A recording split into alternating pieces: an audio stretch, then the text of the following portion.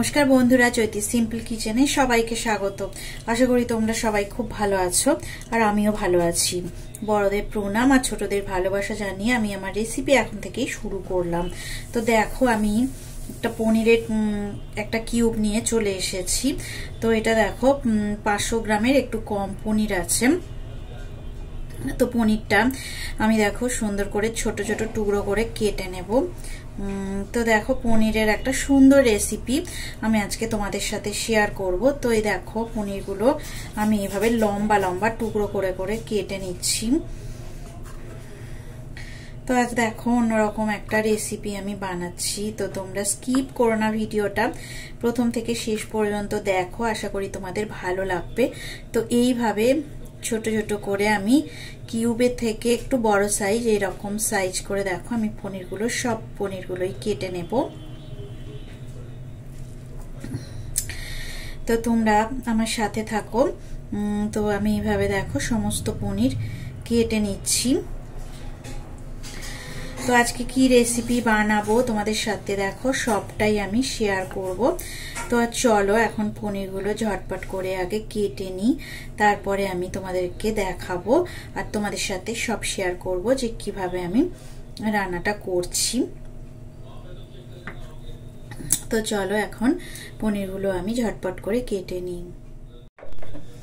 তো কড়ার মধ্যে দেখো কিছুটা তেল ছিল, আমি আর একটু সর্ষের তেল দেখো দিয়ে দিলাম। তো কড়াটা বেশ ভালোই গরম হয়ে গেছে। তো দেখো আমি 1 চামচ গোটা সাদা জিরে ফোড়ন দিয়ে দিলাম। তো দেখো আমার ফোড়ন দেওয়া হয়ে গেছে। তো বেশ ভালো মতনই গরম হয়ে গেছে। এখন দেখো আমি একদম সুন্দর করে চপিং করা কাঁচা লঙ্কা আর চপিং করা পেঁয়াজ দিয়ে দিচ্ছি। তো এটা একটা মিডিয়াম সাইজের পেঁয়াজ আমি দিয়ে দিচ্ছি। আর কাঁচা লঙ্কা দেখো আমি দুটো এরকম ভাবে ছোট ছোট টুকরো করে একদম কুচিয়ে নিয়েছি। দুটো কাঁচা লঙ্কা আর একটা মিডিয়াম সাইজের পেঁয়াজ।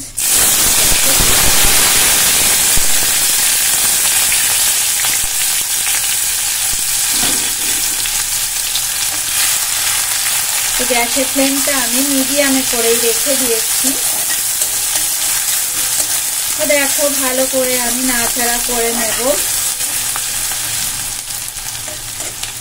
একটু লাল লাল হওয়া পর্যন্ত আমাকে অপেক্ষা করতে হবে।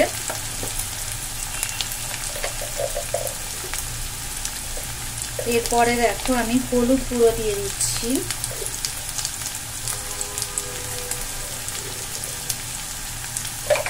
আমি 1 চামচ আর একটু সামান্য হলুদ গুঁড়ো দিয়ে দিলাম। আর নুন দেখো আমি 1/2 চামচের মতো নুন দিলাম। তো ফ্লেমটাকে আমি মিডিয়ামে করেই রেখে দিয়েছি। আর ভালো করে দেখো আমি নাড়াচাড়া করে সমস্ত পেঁয়াজ, কাঁচা লঙ্কা আর হলুদ গুঁড়ো, নুন সমস্ত কিছু ভালো করে নাড়াচাড়া করে নিচ্ছি। একটু সোনালি করে পেঁয়াজগুলো ভেজে নিতে হবে। তো আমি দেখো 1/2 চামচের মতো চিনি দিয়ে দিলাম। তো যারা মিষ্টি খেতে পছন্দ করো না তারা অবশ্যই চিনিটাকে স্কিপ করে যাবে। আর দেখো 1 চামচ কাশ্মীরি রেড চিলি পাউডার আমি দিয়ে দিলাম। তো এবার দেখো আমি ভালো করে মিশিয়ে নেব আর ফ্লেমটাকে মিডিয়াম ফ্লেমে করে রাখলাম।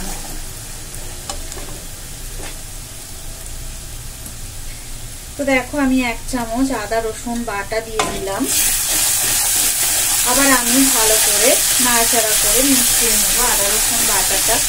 2 মিনিট একটু নাড়াচাড়া করে আদা রসুন বাটাটা ভালো করে মিশে গেলে তো আমি দেখো এই যে কুচনো টমেটো দিয়ে দিচ্ছি।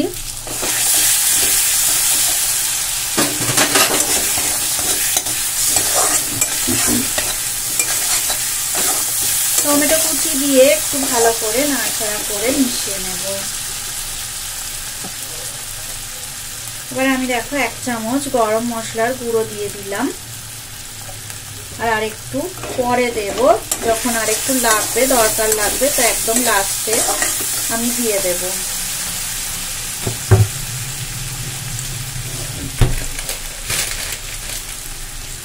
তো দেখো আমার কেনা মটরশুঁটি ছিল, তো কেনা মটরশুঁটি আমি দিয়ে দিলাম। এটা একটু সিদ্ধ করাই থাকে, তোমাদের কাছে কাঁচা মটরশুঁটি থাকলে তোমরা দিয়ে দিতে পারো।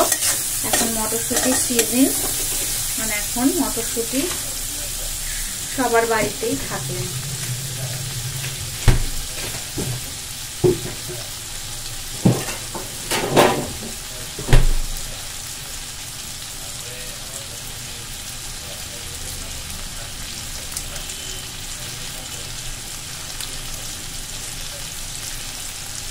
তো এখন দেখো আমি সামান্য পরিমাণে একটু টক দই দিয়ে দিচ্ছি। আমি 3 চামচের মতো টক দই দেখো দিয়ে দিলাম। দিয়ে আমি দেখো ভালো করে মিশিয়ে নাড়াচাড়া করে নিচ্ছি। 2 থেকে 3 মিনিট এইভাবে একটু মিডিয়াম ফ্লেমে রেখে আমি মশলা নাড়াচাড়া করে নেব।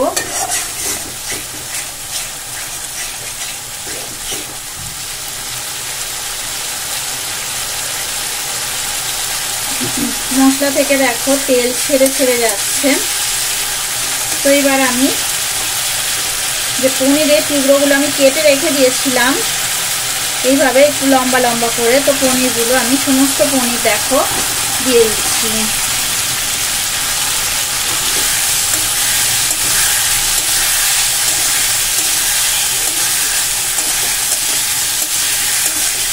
পনিরগুলো 2 মিনিট আমি নাড়াচাড়া করে নেব মিডিয়াম ফ্লেমে রেখে।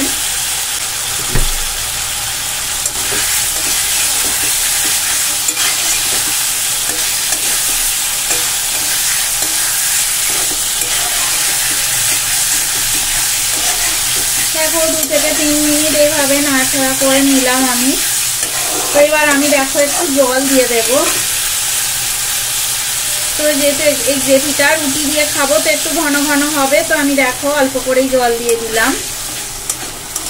খুবই অল্প জল দিয়েছি, পনিরটা একটু সিদ্ধ হবার মতো।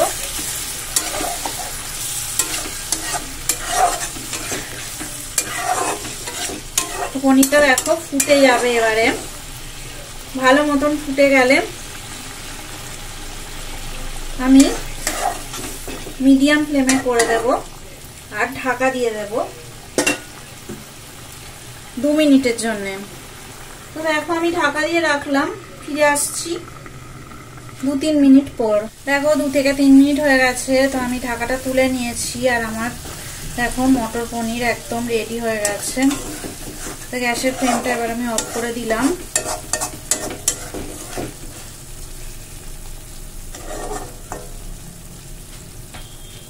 কত সুন্দর দেখো রেডি হয়ে গেছে। তো উপর থেকে এবার দেখো আমি কিছু ধনেপাতা কুচি আমি ছড়িয়ে দিচ্ছি।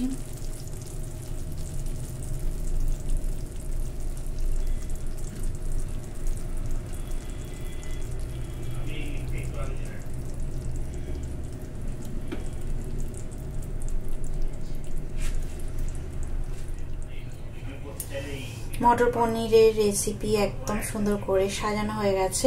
তো কত সুন্দর দেখতে হয়েছে দেখো, দেখতে যেমন হয়েছে সুন্দর, খেতেও নিশ্চয়ই তেমন সুন্দর হবে। তো আশা করি আমার ভিডিওটা তোমাদের খুবই ভালো লেগেছে।